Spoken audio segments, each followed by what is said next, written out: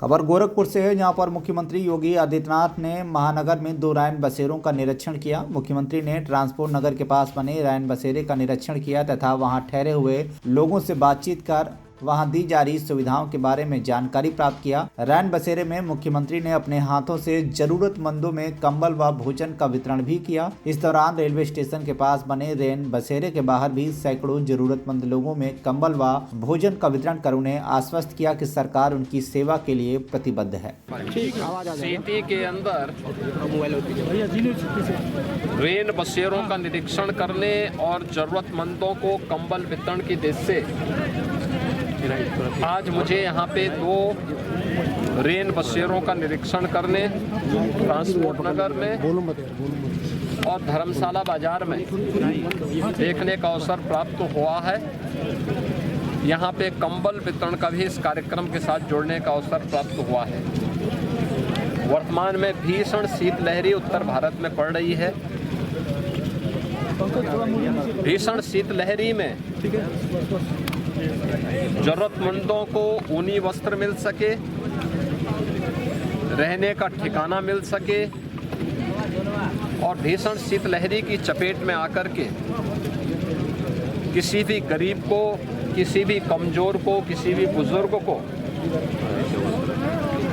कहीं भी कोई दिक्कत न हो, इसके लिए डबल इंजन सरकार पूरी प्रतिबद्धता के साथ लगी हुई है और इसीलिए प्रदेश के अंदर हर जनपद को पर्याप्त धनराशि उपलब्ध कराई गई है कि वो माननीय जनप्रतिनिधियों के साथ मिलकर के जरूरतमंदों को कंबल वितरण करें, रेन बसेरों की व्यवस्था करें, रेन बसेरों में जरूरतमंदों के लिए भोजन की व्यवस्था भी करें, ऊनी वस्त्र की व्यवस्था भी करें। प्रदेश भर में ऐसी पूरी व्यवस्था की गई है और उसी क्रम में मुझे आज यहाँ के माननीय जनप्रतिनिधियों के साथ दोनों स्थानों पर सैकड़ों लोगों को राहत की व्यवस्था के तहत भीषण शीतलहरी में ऊनी वस्त्र, कंबल आदि वितरण करने, भोजन आदि वितरण करने का अवसर प्राप्त हुआ है। मैं इस अवसर पर प्रदेशवासियों से ये अपील करूंगा, जिसके पास साधन है वो अन्य जरूरतमंदों को भी उपलब्ध करवाएं। हर व्यक्ति इस भीषण शीतलहरी में बचे। सड़कों पे धुंध है, कोहरा है,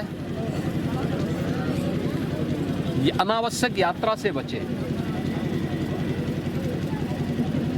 जिन लोगों को आवश्यक यात्रा आवश्यक हो वे गाड़ी की स्पीड को सीमित रखें।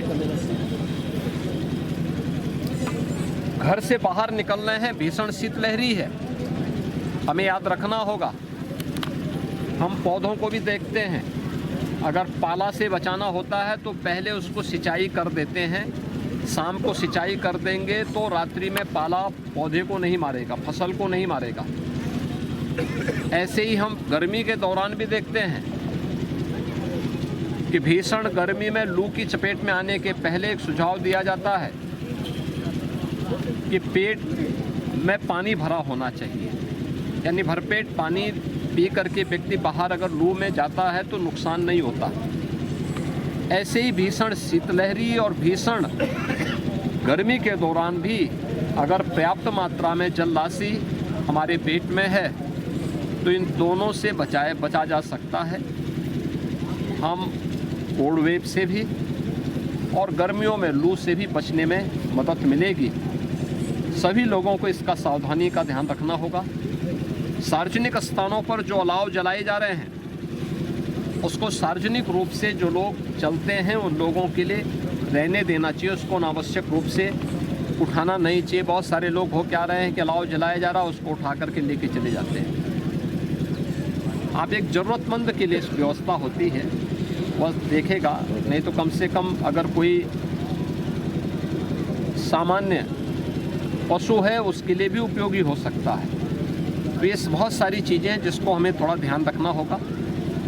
सभी लोग सुरक्षित रहें, सावधानी बरतें, शासन की व्यवस्था का लाभ भी लें यही मेरी कामना है और इसी दृष्टि से मुझे आज यहाँ पे 2 केंद्रों का निरीक्षण करने का अवसर मिला। महाराज जी यूपी में स्कूलों के लिए गोरखपुर से गौरव यादव की रिपोर्ट, TV1 इंडिया न्यूज।